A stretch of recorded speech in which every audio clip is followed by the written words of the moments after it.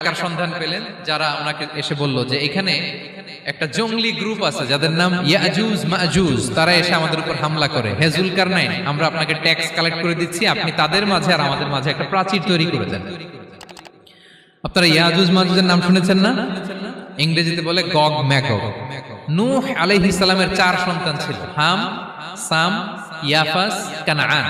এই ইয়াফাসের বংশধর হচ্ছে ইয়াজুজ মাজুজ, জঙ্গলি, হাজার হাজার শুধু বংশ বিস্তার করে। তারা এসে লোকালয়ে মানুষের উপর আক্রমণ করে, তাদের গবাদি পশু এগুলো ছিনিয়ে নেয়, ফলমূল খেয়ে ফেলে।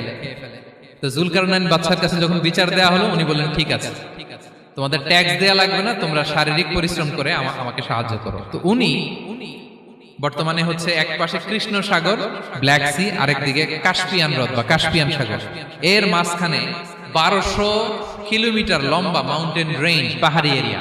আপনারা গুগলে দেখবেন।